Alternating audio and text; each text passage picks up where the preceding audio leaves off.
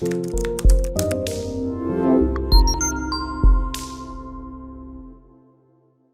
is Valerie VanBooven with the Senior Care Industry Netcast, where leaders with 3 or more years of experience in the senior care industry share their advice.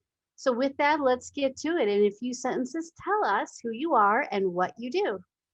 Hi, my name is David Fresquez. I'm in Santa Fe, New Mexico, and I own Age Friendly Senior Care. Awesome. And how long have you guys been around? So we've been around for 6.5 years Wow. in Santa Fe and Santa Fe County, and we provide private duty caregiving for people who are aging in place at home. Nice. Very nice. What is the best thing about serving aging adults, David? Ooh. There's so many things. I think one thing is there's a huge gratification of, obviously serving the community and really getting behind a really good cause of aging in place and helping people stay at home with family, with their neighbors, with their pets. So I think that's the biggest thing is when we walk into the door, it's kind of like their Super Bowl. They're so ready for us to help them with their activities of daily living, and they're just so anxious to get their day moving. So I think just our presence and just seeing them interact with us on a daily basis is one of the main things. And that's awesome. And you're right. I think that if they're looking forward to your visit, that means you guys are doing something right, because they're so happy to see your smiling face walk through that door. That's right. Tell us, I would imagine in your career and in your life, there have been people, maybe parents, grandparents, or maybe organizations that have done a great job. Maybe they've been mentors or inspirations to you. Who would you like to talk about? Who's been your inspiration? Yeah, so I think inspiration are just the caregivers. Yeah. I think they're the front line in a lot of this. And when I say caregivers, I also mean family caregivers. Mhm. Statistically showing they're the ones who are doing the most caregiving than any of us. They're unpaid, right? So Mhm. they're solely doing this out of pure love and compassion. So it's the caregivers that make the world go around, and there's such a high need. And these caregivers, and again, especially family caregivers, are juggling so many things.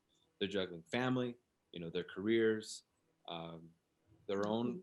personal, daily things, and then also taking care of a loved one. So I Yeah. think these guys are the ones that we need to give praise to, give a lot of resources to, and they're the main focus of our industry. Yep, and they are an inspiration, because without them, what else would some of our aging adults would be lost. So that's great. And yes, those folks are definitely an inspiration. So let's talk a little bit about, and we'll put your website with your video so everybody can find you, especially if they're in your local area. Um, let's talk about online marketing for a minute. It's been really challenging we're getting close to a year now where we haven't been able to market in person very much. So online marketing, what are your thoughts? What has been your experience with that? Yeah, so it is a challenge, and it's been so much of a challenge that we don't necessarily do it. I think our bread and butter is just really connecting with the community and the neighborhood, the discharge planners, getting those referrals, those text messages, all of those really, face-to-face contact. Obviously, during COVID this last year, we haven't been able to do that, but historically, in our 7 years of uh, being a service provider, we've been able to develop those relationships. Um, Mm-hmm. but to answer your question, it is a challenge. It's very tough to gain that market share on Google search, especially when you're a smaller mom and pop company like ours, because the bigger companies usually pop up. Home Instead company, those guys pop up, Mm-hmm. opposed to us. So it is definitely a challenge. As we're growing, we do see this, especially now again with COVID. We're not able to get to those discharge planners as much as we would like. So now we're starting to really brainstorm on how to make our footprint, online. Yeah, I think that, but you know what, you struck on something really good, and that is that you spent the last 6.5, 7 years developing these relationships, and that is super important. If you hadn't done that, then you would have find yourself in a real pickle right now. 100%. So I'm glad to hear you say that. That's good advice for everybody. When this is over, or even starting now, if you have to reach out by email or whatever, start developing those relationships. All right, what piece of advice would you give to other senior care providers?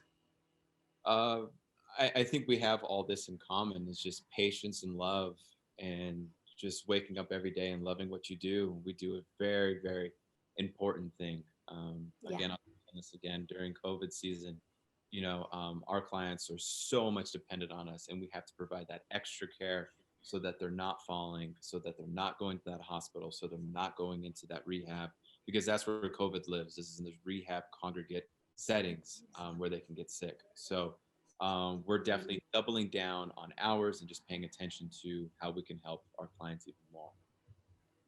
Absolutely. All right, last question. When you have a win in life or business, how do you like to celebrate?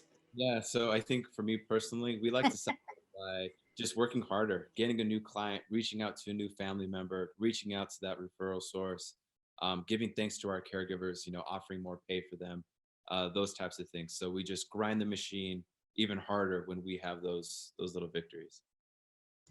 All right, thank you. And you know what? That is amazing. And I want to thank you for being on the show, for letting us ask you all these questions, and for sharing your wisdom. Over all these years, you've developed a lot of wisdom and great advice, and still have a love and passion for what you do. So thank you very much for being on the show. Thank you.